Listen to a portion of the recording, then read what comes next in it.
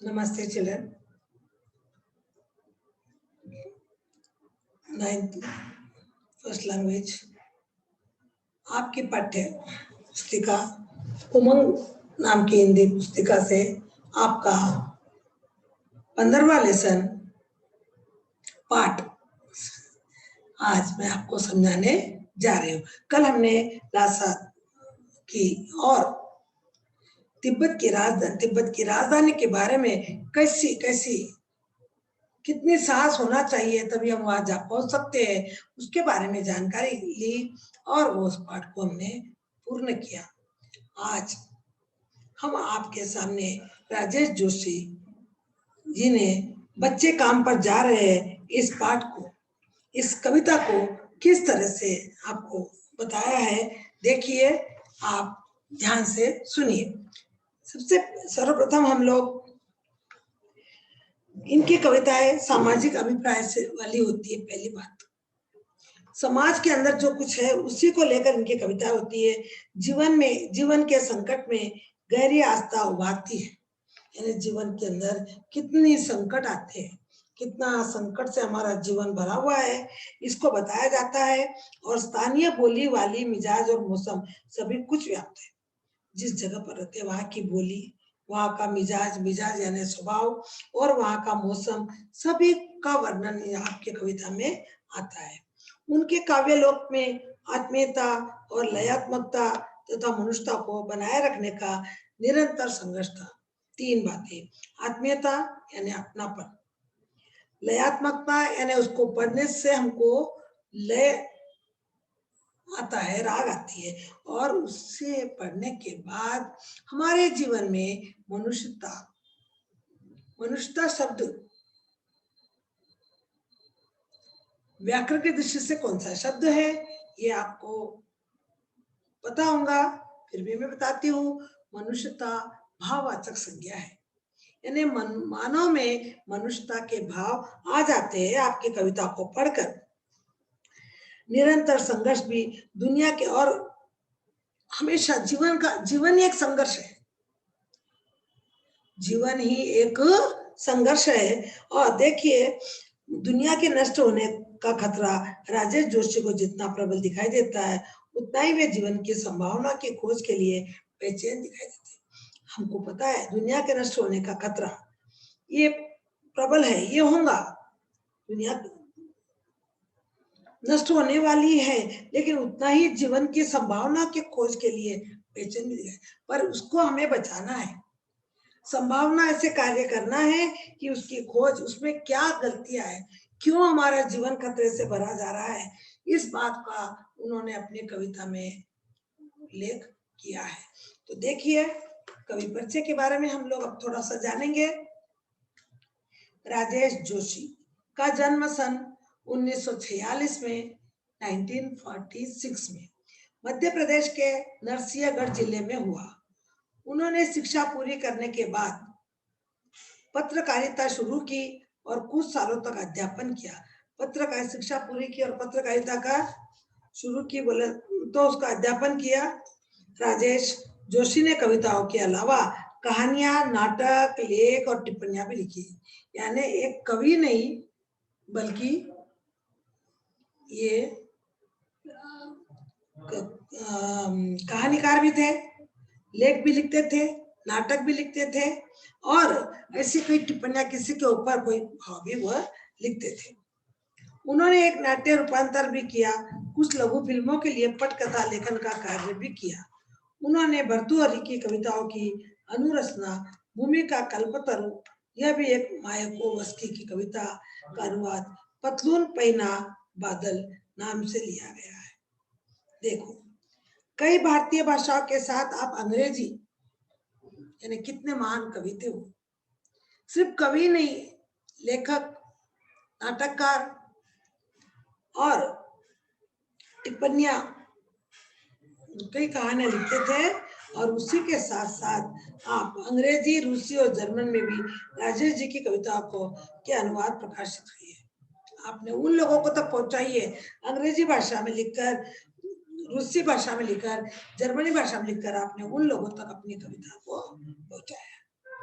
राजेश जोशी के प्रमुख काव्य संग्रह, एक दिन बोलेंगे पेड़, मिट्टी का चेहरा, नेपथ्य में हंसी और दो पंक्तियों के बीच उन्हें माखनलाल चतुर्वेदी पुरस्कार, मध्य प्रदेश शासन का शिखर सम्मान और साहित्य अकादमी पुरस्कार से प्रकाशित किया है, सम्मानित किया गया है। यानी उनको माखनलाल चतुर्वेदी का पुरस्कार, नाम से पुरस्कार दिया कि आप किसके वैसे कवि हैं, माखनलाल चतुर्वेदी।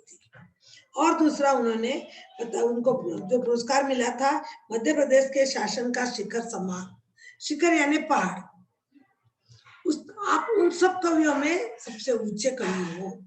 और साहित्य अकादमी पुरस्कार में से भी उनको साहित्य पुरस्कार सम्मानित किया गया था। राजेश जोशी की कविताएं गहरे सामाजिक अभिप्राय वाली होती है, वे जीवन के संकट में भी गहरी आस्था को उभारती है। यानी कविताएं गहरे सामाजिक अभिप्राय, ज्यादा करके इनकी कविताओं में सामाजिक दृष्टांत को ही लिया गया है। उनकी कविताओं में स्थानीय बोली, वाणी, मिजाज और मौसम सभी कुछ व्याप्त है। उनके काव्य लोक में आत्मीयता और लयात्मकता है तथा मनुष्यता को बनाए रखने का एक निरंतर संघर्ष भी था। दुनिया के नष्ट होने का खतरा राकेश जोशी को जितना प्रबल दिखाई देता है उतना और कोई कवि में हमको दिखाई नहीं देता है। ये उन कवि के बारे में, उनकी क्या क्या उन्होंने लिखा, किस किस में रुचि लेते थे, कैसे उनको सम्मान मिला है, माखनलाल चतुर्वेदी का पुरस्कार, उच्च शिखर का पुरस्कार, साहित्य अकादमी का पुरस्कार, ये सभी कुछ इनको मिला है। तो देखिए इस कविता के माध्यम से मैं आज आपको बच्चे काम पर जा रहे हैं, इस कविता में इसका मेन संक्षिप्त में बताती हूँ। प्रस्तुत कविता में बच्चों से बचपन छीन लिए जाने का पीड़ा व्यक्त हुई है कि जिस बच्चों को पढ़ने के लिए जाना है, जिनके कदम पाठशाला की ओर जाना है, बल्कि पाठशाला की ओर न जाकर उनके कदम उन काम की ओर जा रहे हैं जहां पर मजदूरी का काम किया करवाया जाता है। तो अपनी उस पीड़ा को उन्होंने कविता के माध्यम से, कवि ने सामाजिक आर्थिक विडंबना की इशारा किया कि यह समाज कैसा है, क्या विडंबना है कि जिन बच्चों के हाथों में हमारे पास पेंसिल कलम चाहिए, बुक चाहिए, उनके हाथों में हमारे पास हथौड़ा है, फावड़ा है, टोकरा है, कचरा उठाने का डब्बा है। ये क्यों? उसका इशारा किया जिसमें कुछ बच्चे खेल, शिक्षा और जीवन की उमंग से वंचित है। इस कारण से हमारे देश के अंदर कहाँ गई मनुष्यता, देश के लोगों की इंसानियतता, और आज उनको बच्चे का खेल, शिक्षा और जीवन का उमंग से वंचित है। उमंग यानी उनके मन की इच्छा, जोश। जिन बच्चों को अभी पढ़ना है और खेलना है और लिखना है, वो उनका पूरा क्या हो गया, दब गया। उसी की वेदना को अपनी कविता के माध्यम से कवि राजेश जोशी ने आपके समक्ष रखा है। देखिए, कोहरे से ढकी सड़क पर बच्चे काम पर जा रहे हैं सुबह सुबह। प्रथम लाइन में ही हमारे मन में कितना दर्द होता है, पर दर्द उसी को होता है जो मनुष्यता को जानता है।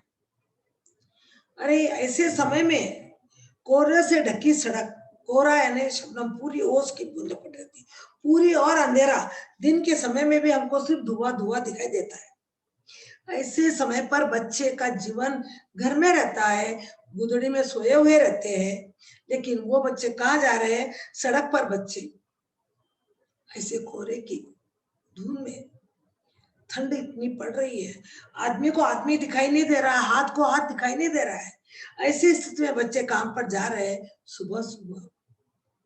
आज आपको आपकी मम्मी थोड़ा उठाती है तो आप बोलते हैं मम्मी कुछ देर और रुक जा, अभी थोड़ी ठंड हो रही है, अभी मैं नहीं उठता हूँ। लेकिन इन बच्चों को तो मजबूरन उठकर काम पर जाना पड़ा सवेरे सवेरे। बच्चे काम पर जा रहे हैं। हमारे समय की सबसे भयानक पंक्ति है यह, भयानक है, इसे विवरण की तरह लिखा जाना चाहिए। इसे सवाल की तरह काम पर क्यों जा रहे हैं बच्चे।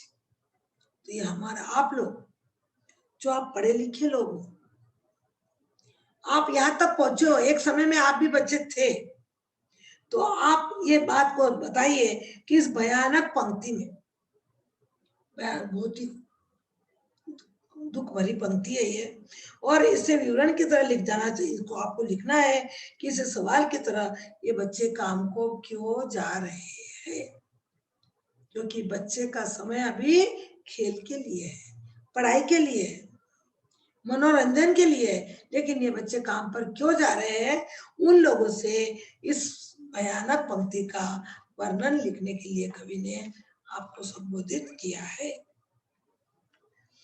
क्या अंतरिक्ष में गिर गई सारी गेंदें, क्या वहां जा रही है बच्चे ढूंढने। गेंदे यानी बाल, अंतरिक्ष यानी आकाश, तो ये बच्चे क्या वहां आकाश में गेंद ढूंढने जा रहे हैं। क्या दीमकों ने खा लिया, दीमक एक प्रकार का कीड़ा होता है, लकड़ी का कीड़ा भी बोलते हैं उसको, लकड़ी को पूरा खा जाता है, अंदर ही अंदर पूरा खाली कर देता है। आपने कभी घर में भी देखा होगा, चींटियां हमारे घर में काजू में, मूंगफली में, कोई पिपरमेंट में, गोली में लग जाती है, ऊपर का कवर जैसे वैसा रहता है, अंदर पूरा खाली खाली हो जाता है। तो दीमक भी एक ऐसा चीज है। तो क्या दीमकों ने खा लिया उनकी गेंद, इसलिए वो ढूंढने जा रहे हैं। सारी रंग बिरंगी किताबों को क्या काले पहाड़ के नीचे दब गए सारे खिलौने। रंग बिरंगी किताबें इनके हाथ में होना चाहिए, तो क्या वो किताबें दब गई पहाड़ों के नीचे, और सारे खिलौने क्या किसी भूकंप में ढह गए। बच्चों का जीवन अभी पढ़ने का है, अभी खेलने का है, पता नहीं सारी किताबें, सारे खिलौने, क्या भूकंप आया, क्या पृथ्वी हिल गई और उस धरती में ये सारी चीजें चली गई। इसीलिए बच्चों को ये नसीब नहीं हो रहा है। सारे मदरसों की इमारतें, मदरसों शब्द पर्यायवाची शब्द, पहले तो मदरसा ये शब्द उर्दू का शब्द है, हिंदी में इसको पाठशाला, ज्ञान मंदिर, विद्या मंदिर, विद्यालय ये भी कहा है।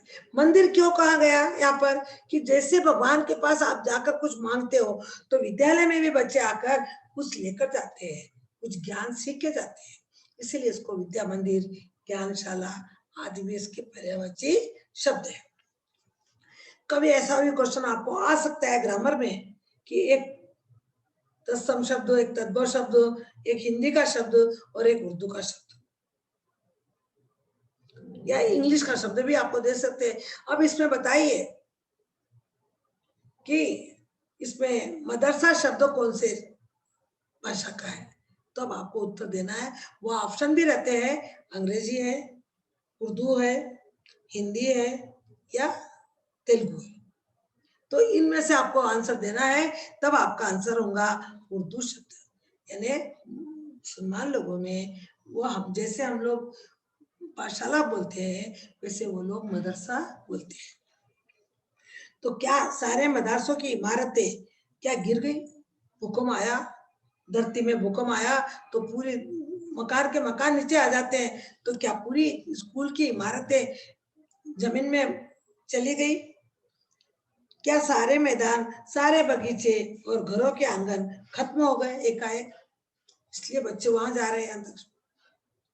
कहा कोई आंगन नहीं है बच्चों को खेलने के लिए, बगीचा नहीं है बच्चों को घूमने के लिए, और तो और देखिए ये सारे सारे मैदान भी बच्चों को खेलने के लिए नहीं है।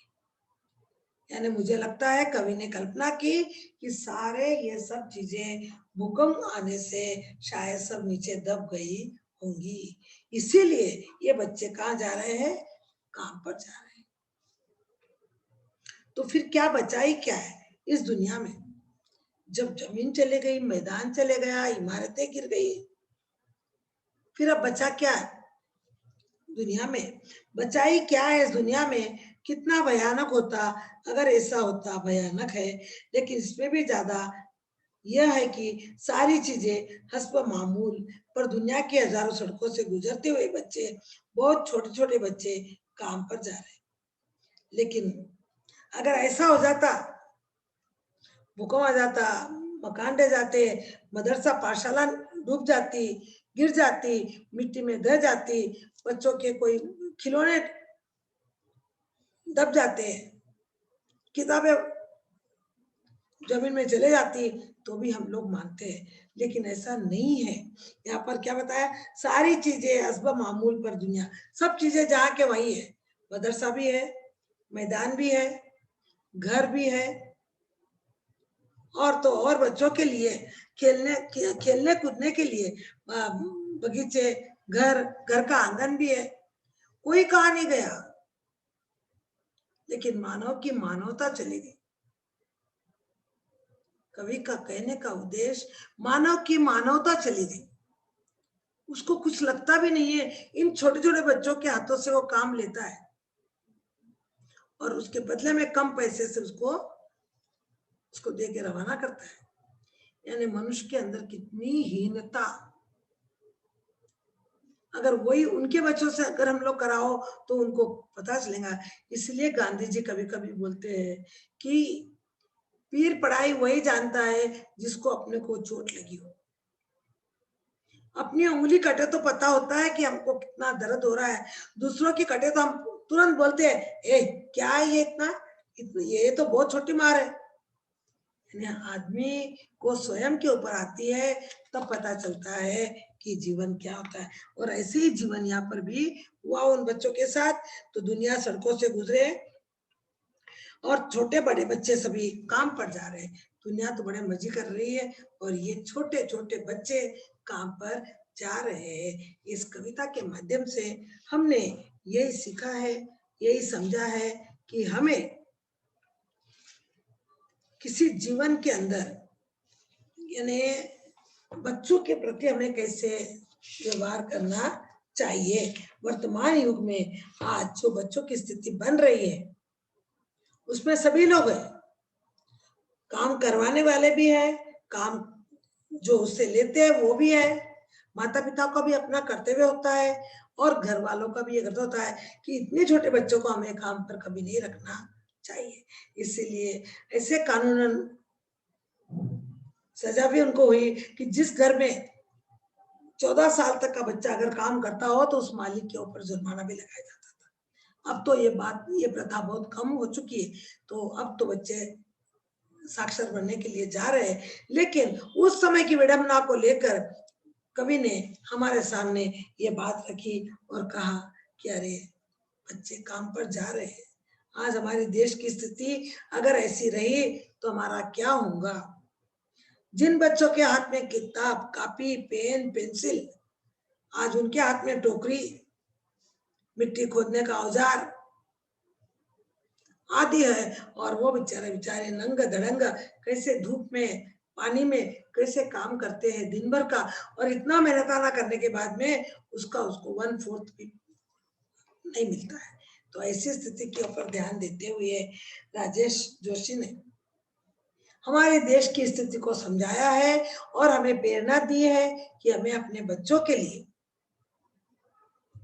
हमारे बच्चे नहीं सभी बच्चों के लिए हमें यह उद्देश्य करना है कि जिन बच्चों की अभी उम्र पढ़ने के लायक है उनको अगर उनको सुविधा न हो तो सुविधा देकर पढ़ाने का प्रयत्न करना चाहिए। इस कविता के माध्यम से शायद आपने इंसान की इंसानियत को समझा, जाना और समझा। तो देखिए इसमें आपको बहुत स्पष्ट पैसे कहीं आते हैं। कुछ शब्द ऐसे भी है कि जो एक अन्य कविता भी देंगे, अन्य कविता भी आपको आती है क्लास के अंदर, तो उससे भी आपको लिखना है। अब भिक्षुक की दशा इन्हें ऊपर कविता दी है उसका आंसर दिया, वो मैं आपको नोट्स के अंदर लिखाऊंगी। और यहाँ पर भाषा की बात में आपके लिए क्वेश्चन पूछा गया है। कल हम इसके क्या क्या क्वेश्चन करना है वो मैं आपको बताऊंगी। उसके अनुसार भाषा की बात में देखिए अनेक प्रकार के प्रश्न पूछे गए। पता चलता है प्रश्न पूछना भी एक कला है, इसमें भी भाषा में सौंदर्य उत्पन्न होता है।